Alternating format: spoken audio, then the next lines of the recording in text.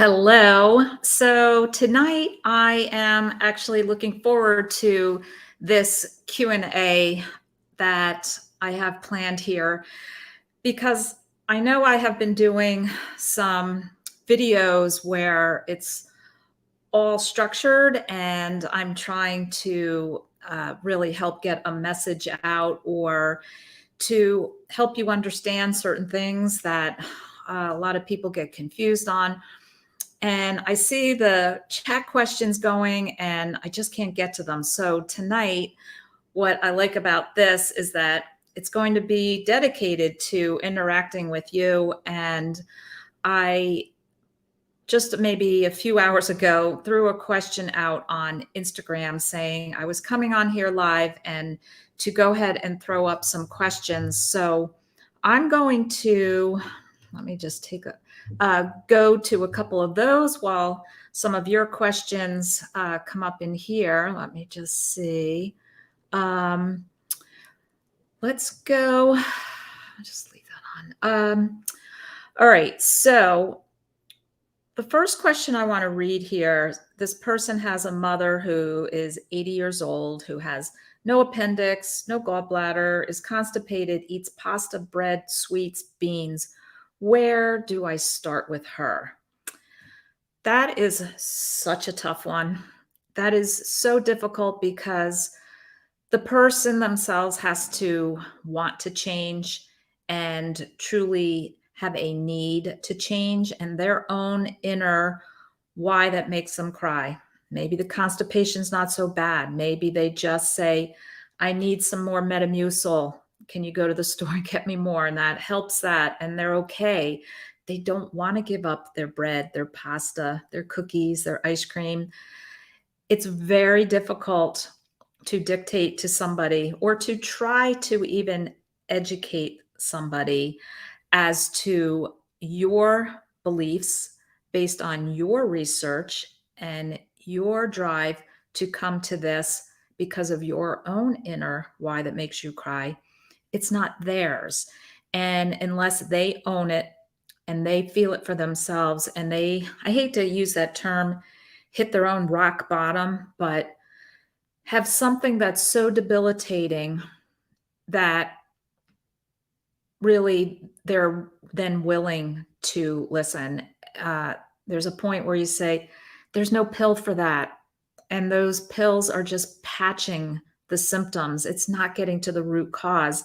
And then the next issue comes up and there's such, oh my gosh, this topic just hits so near and dear to me because if you've heard me before, my own parents and brother so desperately needed this information that they were given.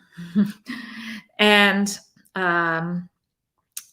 people don't want to give up their favorite foods. They don't want to give up their comfort, their habits, their own addictions. They don't realize it's an addiction. They just want to eat what they want to eat. And I've had even people say, I would rather die earlier than not eat X, Y, or Z. And you name it, you can fill in the blank of what that is for each particular person. That somebody will say, well, I'm Italian. I could never go without eating bread and pasta. There's just no way.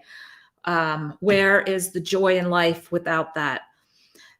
I say, where's the joy in life without your health? And without your health, you have nothing. But you cannot convey that to a person. And I'm just telling you from my own heart-wrenching scenario with it that I just so wish that I could have made an impact on my own parents. I mean, it's just amazing and wonderful what kind of impact I'm making on some of you. And I just had somebody write me today and just thank me from the bottom of their heart. They're down 125 pounds and just with such gratitude to me for sharing all that I have learned and experienced through 14 years of doing this and my willingness to work hard at trying to help anybody and everybody I can, because I came from such a very, very difficult, sad scenario. I had my why that was making me cry. I was just controlled by my cravings and food addiction and binge eating and secrecy. And I could go on and drive myself into tears, but it will end up tears of happiness because of the fact that I found this way of life in 2009. And fortunately for me, I came across that Zeroing In on Health forum way back then, before all the Instagram and YouTube and Facebook were even out. So I just feel driven to, if I can help just one person get out of that hellhole that I was in, then I will have done my job. So I just want to, not to belabor this particular topic of trying to help one of your loved ones. And that's why it's so painful, especially when you yourself start experiencing such amazing benefits. Then it comes down to, gosh, why don't they want it for themselves? And you have to realize, until they do, there's no turning them around. And I use that saying, you can lead a horse to water, but you can't make him carnivore. And you could say, suck it up, buttercup, I'm taking your pasta and bread and sweets away all you want, but that's not going to work. And who are we to dictate and take the right away from somebody else to eat what they choose to eat? So yeah, that's a tough one. Boy, I started out with a real deep dive on that because that just really hit so hard with me. And, the answer, when the person's saying where to start with her, sit her down and happen to be watching one of your most impactful videos that you might have seen. Try to pick the most specific thing that you think is bothering her the most, whether it might be aches and pains from arthritic joint issues, maybe it's constipation, and then go on YouTube and type in carnivore and constipation, and you yourself review it first. Find one of those videos where it's like, wow, this one's telling you how incredibly simply, without fiber, you can relieve constipation. And if it bothers her enough and it piques her curiosity enough, maybe we can start edging toward helping. But ooh, such a tough one. I don't know why I picked that one first. Okay, so another question here is, for protein, for more meat in the diet, why is beef better than chicken?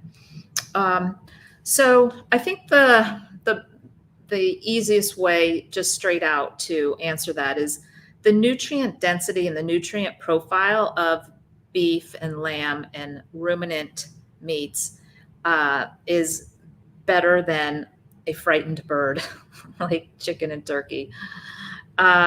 So that's first to think about. And then another issue with that, and let's see, I pulled up one of the graphics that I used with my presentation with Dr. Kenobi last week about chicken and pigs and what they're fed. And cows, on the other hand, have 2 rumens, and they can process potentially the corn and soy, I'll just call it slop feed, CAFO feed, the conventional animal fed, that because of the cow and lamb, any ruminant animal really has the capability of processing that type of commercial feed and not incorporating it into their own muscle and fat. So we are not suffering from that. Whereas in other animals like pigs and chickens, they don't have that double ruminant digestive system, and their polyunsaturated fatty acid level, those that we don't want, the linoleic acid, will very much increase in their meat and fat that we would then be consuming. And so that is really one of the main reasons. I'm going to show you, let me pull this up on here. So this is actually right now referring to the eggs, and even in just the eggs, you can see the linoleic acid. That's what we don't want in our bodies. So in ancestral eggs, so chickens that are out in the pasture and able to graze and feed on worms and whatever their natural grub is that they eat, the linoleic acid as a reference point is 176, which is a great amount. There's a small amount that is okay for us to have and natural for us to have, and it is down here when these chicken are fed ancestrally. So then when you go to the store and you see some of those, let's say Vital Farms or Nellie's or these other eggs, pay attention whether they're noted as cage-free or pasture-raised. Now you can see the number going up.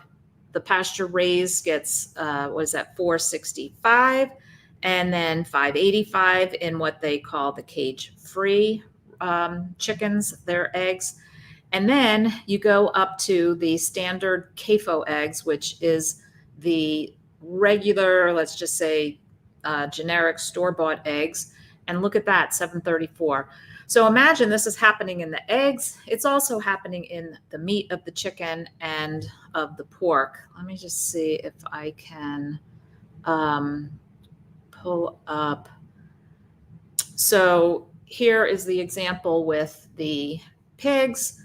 The ancestral diet fed pigs, their linoleic acid is perfect down in that absolute where you want it and what is normal for our bodies and our diet, 2%. And then you have the conventional fed pigs, and look what happens. So I'm going to just say that that's really, to answer the question, the gist of why beef is better, or let's just say beef and lamb and any ruminant meat is up higher in the hierarchy, and the frightened birds are down low because of, unless, for sure, if you have access to your own chickens, a local farm where you know the pigs are either the heritage, Iberico, there's black pigs of Spain, they are specifically fed their natural diet. And you can get those types of pork at Wild Fork. And actually, I'm going to go there probably tomorrow, and I'll check out also their chicken to see if they have ancestral raised chicken and have their meat, not just the eggs, but I don't even think they actually sell eggs at Wild Fork. But Wild Fork is a store that is growing in its locations, but you can also order online.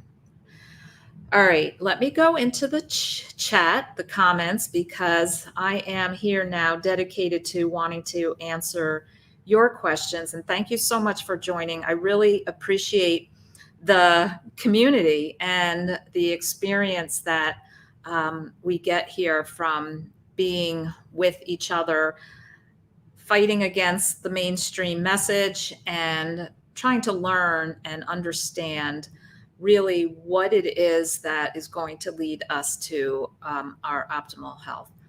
All right, Gina Miller says, on the carnivore diet for 6 weeks, husband is interested, but he doesn't want to give up his low-carb beer, vodka, club soda. Would it be beneficial for him to eat carnivore but still drink? Well, absolutely. If you're going to say, is it better for him to eat his, like, I don't know what, I'm going to guess maybe standard American diet, cookies, ice cream, pizza, French fries, chips, whatever, and also drink his low-carb beer and vodka and club soda, or do a somewhat ancestral ketovore, carnivore way of eating, eliminating processed foods, seed oils, and grains, and still having his alcohol. Well, for sure, that option is so much better than the other. It's like we don't just not do something that's healthy for us because we're still clinging to another entity of our lifestyle that's not healthy. It's all stepwise, and it's all really, I hate to keep reusing this term, but it really is a journey. It is not, I've had people who have been with me for a year or two and now are finally releasing coffee with artificial sweeteners, or starting to lift weights twice a week, where they never were in that mindset that they would ever step foot in a gym. And all of a sudden, step by step, as you feel better and you get better, you hopefully want even better for yourself. And hopefully that's just going to happen. Gina, you're going to lead by example. And hopefully, if he takes to at least the way of eating and hopefully feeling better and better, he will be able to eventually give up that bad vice that, he still is clinging to. And it's an addiction. I don't know how much he drinks. And even if it's 1 or 2 a day, every single day, and he doesn't want to give it up, even though we know alcohol is toxic to our liver, it hinders weight loss, it messes up a lot of things in our bodies, it leads to fatty liver. And so again, that we can't dictate what somebody else puts through their lips. Remember that. It goes back to question number 1 that I just dealt with, that it's so hard. For as much and as badly as you want it for him, he has to want it for himself. So hi, Nancy from Minnesota. And we've got Arizona. Hi, Ellen. Okay. Oh, Spokane, Washington out west. Oh, hi, Christine. I am loving seeing some of you who are in my groups. Hi, Dr. Lisa in Pennsylvania. See you Saturday. So excited. Thank you, Italian Gone Carnivore. This is so, this is at my 4th annual Northeast meetup. And I was just answering, somebody asked me how this has evolved each year. And the first year, the first annual was July of 2020. So it was just coming out of the COVID issue, quarantine. I probably shouldn't even say any of these words on here. I'll get banned. But and it was only outdoor dining in the restaurants. We weren't allowed to go inside yet in New Jersey. And I was trying to plan, I wanted to have people come together face to face. And so I planned this meetup, and because I was afraid of inclement weather with this outdoor dining, I decided to offer it here, right here in my condo. So right at that table right there, I had 8 people join me in 2020 for this first Northeast meetup that I held. And then 2021, the turnout as far as the interest in it was growing so far that I rented out a beautiful pavilion in a park nearby, and I had 60 people. And then in 2022, last year, it was up to 85. And then this year, we're at 125, sold out with a waiting list, because I had to cap it for the amazing rancher that I have, who's coming down from Rhode Island with his regenerative cattle that he himself raises, and is bringing some amazing food for us to dine on out in the woods. And it's just going to be great. So yeah, it's growing, and I'm thrilled because it shows that the message is getting out, word is getting out, people are healing, people are spreading the word. And I can't wait to meet as many as I can who come out for this. I have people flying in from all over, and yeah, it's going to be great. I've got a lot of different companies who I really, because you know me, I don't promote a lot of products, only things that I use and love myself, and companies that support me. So I've got Keto Mojo has sent a whole glucose ketone kit for our raffle, and carnivore snacks, and PLUCK is a new product that I'm excited to have everyone try. So Uh, so Italian Gone Carnivore says, is anyone else coming to the New Jersey meetup? So go ahead and chime in over on the chat if you are. Kim says, oh, I should just pull these over here. Finding it so hard. I've had a full hysterectomy. What are my chances that this will work? So, you know, as opposed to not switching over and continuing to eat a non-optimal diet, how's that going to work? So, and listen to Dr. Kiltz. He's a reproductive endocrinologist, and he's really on the same message that I am, that I fully believe that cleaning out all the things that come in a box, a bag, a bottle, or a jar, clearing out all the seed oils, all the grains, the sugars, the processed foods, it's going to allow our bodies to heal. Our bodies want to evolve. Our bodies are made to heal. We just have to get out of its way by stopping the chemical crap that we put in. So yeah, that your chances of it working are great, as opposed to not jumping in and doing it, at least trying it. And where are you at? I don't know enough about you to answer that, but okay. Here we go. Jennifer, the best way to start. That's a tough one because it depends on where you come from. Have you tried keto? Have you tried low carb? Are you full on binging and eating pizza and donuts and ice cream? There's a couple different theories on it. You can rip the Band-Aid off and just jump in, and it might take 4 to 6 weeks for your body to really adapt and say, hey, I'm not used to not living off of this rush of all this carbs and glucose, and it has to get used to it. But you could start by just eliminating all processed food and sugar and grains. So no bread, no pasta, no rice, no chips. I mean, for some people, and I know for me, even way back when I started, it was really hard to wrap my brain around not having toast when I go to a diner. We have diners here in New Jersey, and having that with my eggs or my omelet, because you like the crunch, you like it. But guess what? Bread's pretty damn addictive, and it's a full-on grain. You start to chew it, the enzymes start breaking down the starch in your mouth, breaks it into sugar molecules. So not good. And when you start, that's one of the most important things when you're asking what's the best way to start. Keep immersing yourself in this information. So instead of just going, oh, the rules are I can't have bread, and you sit there and you're like looking at the bread basket and go, I can't have that. No, it has to be where you are fully, totally entrenched in wanting to find out everything you can about this, so that you start understanding, just like what I said, how it's broken down by amylase.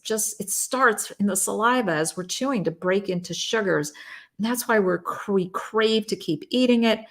And it spikes your glucose. It doesn't. So then the next time you're like looking at that bread and go, wow, what a pile of toxic crap that is. I'm not putting that through my lips. No. And it's not that I can't have it. Now my mindset is I'm choosing not to have it. Of course I could have it. I could pick it up and chew it and swallow it, but I'm choosing not to because I know better and I want better for myself. So I think, there's so many, you could just say, what are the rules? You could start out trying to do the BBBE, the beef, bacon, butter, eggs version of trying to just get your brain wrapped around this. But it's got to be a combination of things. Figure out maybe what your favorite meats are and try to really indulge yourself with it, and don't restrict yourself, and make sure you eat until you're full at the beginning, because you want to get very comfortable with the fact that you are going to nourish your body. You're not going to starve because you don't have a salad or potatoes or rice. You just eat plenty of meat, maybe have a steak with a side of shrimp, or a steak with a side of scallops, or maybe a pork chop with a side of sardine bisque. and just start exploring all of the options and feel the freedom, feel how freeing it is to be able to select from this food group and have such an immense variety. Don't think for yourself, oh my God, I'm so bored. I don't think I could look at another burger. Dang, I could eat burger every single day, because when I'm good and hungry and I know what true hunger feels like, that burger tastes amazing and I could eat it every day. But this is a process. I've been doing this 14 years and I know what makes me feel good. So, okay. Christine's asking, will carnivore keep a cataract from progressing, ripening, and will it reverse? So I'm actually working on, I'm hoping it's going to be a really awesome video where I have been collecting, saving, and trying really hard to be organized about it. People who have written to me who are expressing these exact things, whether it was floaters or dry eye or macular degeneration. It's not that that doctor instructed them to go carnivore and let's see what happens. Oh, no, no, no. Au contraire. That person is coming to me, giving me this information because they had another why that made them cry, that brought them, whether it was diabetes or obesity or arthritis or some other autoimmune issue. And then they went back to their doctor for their routine care, maybe a year, 2 years into having switched to carnivore for their other driving reason. And their eye doctor said, wow, this is really unusual. I'm seeing less of whatever, either the pressure going down from glaucoma or less drusen with macular degeneration, or that the cataract has actually down at a level 1 and it was a level 2 last year. So I'm going to say my answer is from anecdotal evidence, the testimonies coming into me, because fortunately people are aware, some are aware I'm an eye doctor, and they find it interesting to be able to give me that information, which is great because let's face it, Christine, I don't have patients who are sitting in my exam chair who, and let's say they're 55, and I go, oh, so I'm seeing just the early starts of cataracts. It's normal because pretty much eventually everybody's going to get them if we don't have a proper diet. And not too many people are interested enough to change their way of eating that dramatically because an eye doctor told them they had the early starts of a cataract. Can you picture just going home and saying, all right, hon, we're just having steak and eggs and bacon now. That's it. I have a little tiny start of a cataract and my wackadoodle eye doctor told me about this thing and I'm doing it. That's not really common. No. So therein lies why I am very thrilled about the people who have been reporting to me. And I'm going to do a post about this so that I can get more people to report in and have more and more information to give during this video, because I want to be able to, I guess, inspire people to keep going and to hear positive outcomes with their vision and ocular health. All right. Oh, and as far as reversing it, I'm going to say, there's glycation that happens that causes the opacities. I have had some people already say that they've had a visual improvement. So that would be a reversal. I'm going to say, just like macular degeneration, if it's at the severe end stage, there's scarring, there's going to be a little bit of a tough road for your body to just flip a switch and say, hey, let's just clear this out. It's not possible for certain levels of or severity of the diseases. Hi, Rhaenyra and Jennifer from Texas. Let's see, Denise just got a CGM and notice things like showering, walking, cleaning house makes your blood sugar go up. Yeah, so Denise, that's one of the downfalls with the CGM is we become very over aware and we start overthinking everything. The CGM is really meant to give you feedback information for, let's say, your meal. And let's say, wow, I had a small meal of sardines and eggs and a very small piece of filet mignon, and my blood sugar was so remarkably steady. It went up a little and then fairly quickly came back down, as opposed to maybe another meal where I had a, 4-egg cheese omelet and some pork rinds and, you name it, whatever, even though you're trying to stay on course, just for you to understand maybe what does and doesn't cause excessive increase. And it really does help hold you accountable. That's another great thing because you got that thing on and it's keeping track and you don't want to disappoint yourself. You're like, I'm not going off plan. I know what I'm doing here. I'm trying to get my blood sugar under control. So it's good for that. But forget about the whole, there's different things with exercise, but we're not concerned with that because that's all happy and normal. That's what we want our body to do, what our body's going to do. It's not doing that and us having to think, oh, Denise, what's wrong? Your glucose is going up a little when you're cleaning the house. Well, maybe you should stop cleaning the house. You could come up with that deduction, but that's probably not a good one to have. All right, Jennifer. Jennifer's commenting to Kim that she's going to heal. Yeah. So Joe says he's addicted to beef. So I have, I don't have it nearby. I made for the meetup attendees a stretchy wrist strap keychain holder that says carb sober meat addict, Carnivore Doctor meetup on it that I'm, and I have another one that is bright yellow and says, suck it up, Buttercup, Carnivore Doctor meetup, just as like mementos for the meetup. And I just found somebody way back when I went to one of my very first meetups 14 years ago, made up those rubber silicone bands. And it sometimes can be a really cool reminder. I have one that says eat meat, get healthy, that anybody is welcome to at the meetup also. And you wear it and you look down and you remind yourself you're doing this for you, and consistency is key here. We can't keep going in and out of the damn ditch. Okay. Hi, let's see, Rose. Let's see, let me read your question here. How is carnivore diet best for 𝗥𝗔𝗓, and can it really reverse to a degree? I've been eating carnivore about 3 months. Okay.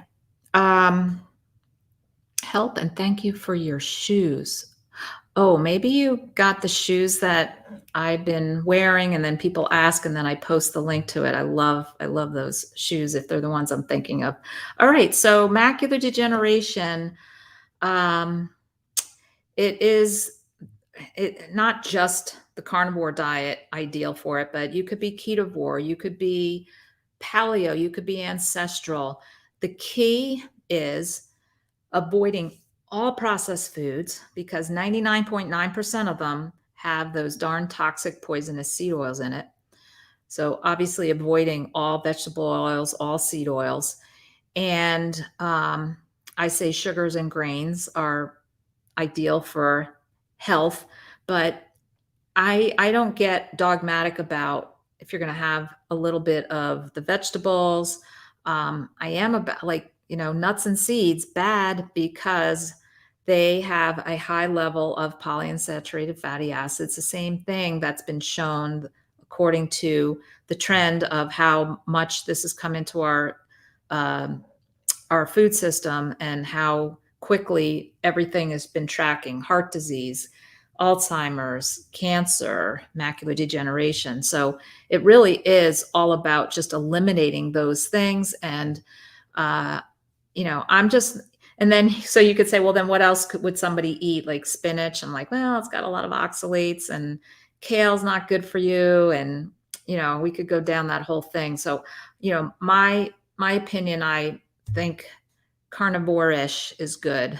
Maybe eat occasional avocado or olives or pickle or sauerkraut. It's kind of how I run it over here in my house. I really just eat total carnivore. And then if I'm out at a restaurant, I will allow a little bit of an olive on a charcuterie board or a little fresh avocado served with sashimi. Those are okay. But other than that, my nutrient dense diet is carnivore. So, yeah. And there is evidence of people reporting it reversing, not if it's at the geographic atrophy level, not if it's already turned wet. But there's a possibility that maybe you can halt the progression.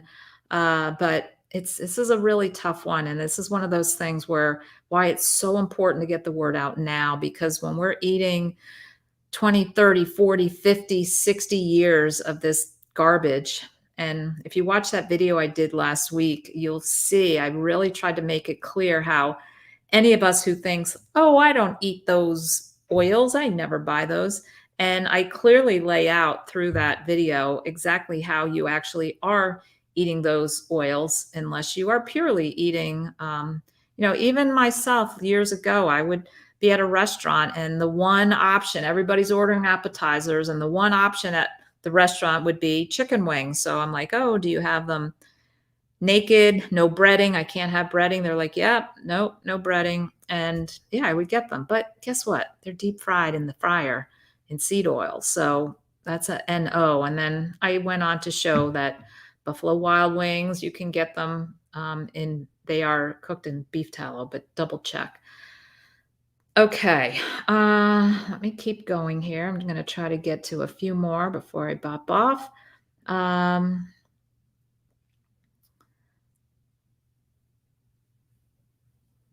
Let's see here. Hi from North Carolina. I've been doing carnivore 2 months and have only dropped 10 pounds. Is that normal? Well, heck, Sparrowhawk. What if you go another 2 months and you're down another 10, and another 2 and you're down another 10? And when you think about it, where are you at 12 months, right? You're down 60 pounds. Are you bummed out about that? Are you thinking that's not normal? Are you dissatisfied that you just dropped 60 pounds in a year? You have to take this. This is not a quick fix weight loss scheme. This is, I'm going to say I'm thrilled for where you're at. If you're just doing a nice, steady 10-pound decrease every 2 months, you're doing great. And this is something that could be potentially better for you as a lifestyle change, because you're not dramatically restricting your calories. You're not going hungry. Hopefully this is going to be sustainable, and it's very satiating. So get out of your head and forget about all these, Transformation Tuesdays. I know it happens to be Tuesday today, but you get the Transformation Tuesdays and people are holding their pants out and like, look what I lost. And just, yeah, that's great. Let's celebrate somebody who had a ton to lose and had a drastically horrible diet, and their body took to this right away. They had a lot of water weight to lose. They were really motivated, and boom, it happened for them. Okay. It's not that way for everybody. And some people, let me clue you in on this. There's some people will go the first 4 months and not lose a single pound because their body is acclimating, they're keto adapting. It's not easy. And, some people will tend to overeat at the beginning because you feel some people so deprived of what you're not eating that you tend to go overboard on the bacon and overboard on the pork belly and overboard on the ribeye smeared with butter. And that won't lead to a bunch of weight loss when you're taking in a really high amount of calories. So, but yeah, I hope I spurred you into a thought process of like, dang, I'm doing good. And heck, 10 months from now, if I'm down, another 50 pounds, pretty darn happy. You're down 2 or 3 pant sizes. Come on, don't make me answer a silly question like that. Okay, let's just try to pull up a couple more. The brainwashing we have endured from the earlier decades of the food pyramid. I'm still struggling to lose 40 pounds.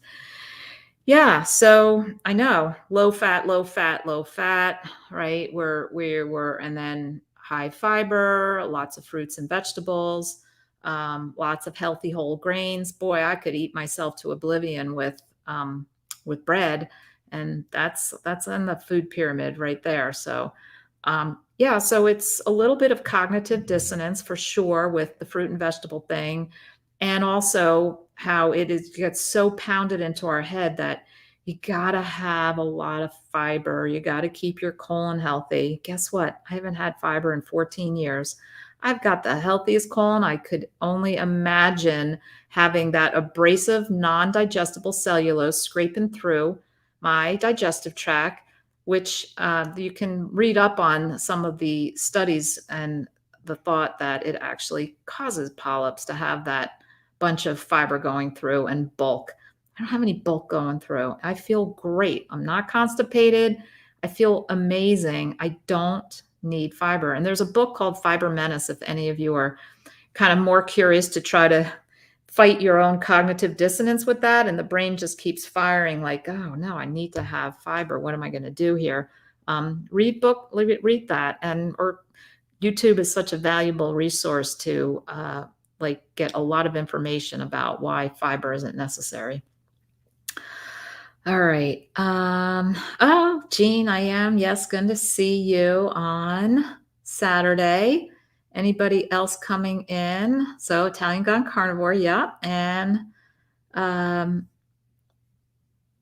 wish I could get to all of your questions. I am going to have to bop off of here, partly because I have 2 out-of-town guests that have already come in early for this meetup, specifically out of the kindness of them to help me out with a lot of preparatory tasks that really have to happen this whole week. And so I'm going to feed them. I made them beehive cut pork belly, and that's all cooked up, and some beef flank and ribs. And so we're going to have a little feast. They well deserve it for all the efforts they put in today. So I'm going to head off. I am going to, assuming if you guys leave comments in the comment section, let me know if you like when I throw in these Q&As around the others, or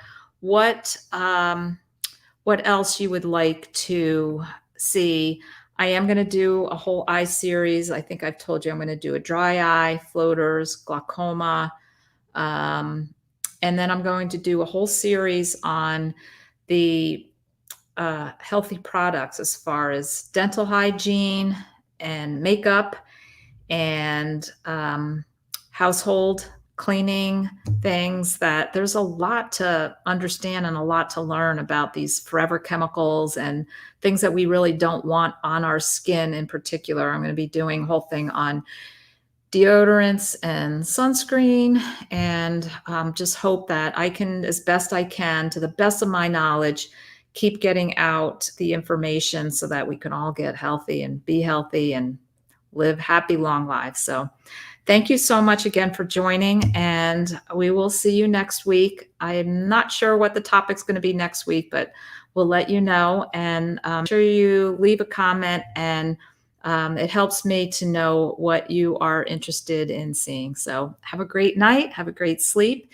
and I'll see you next week.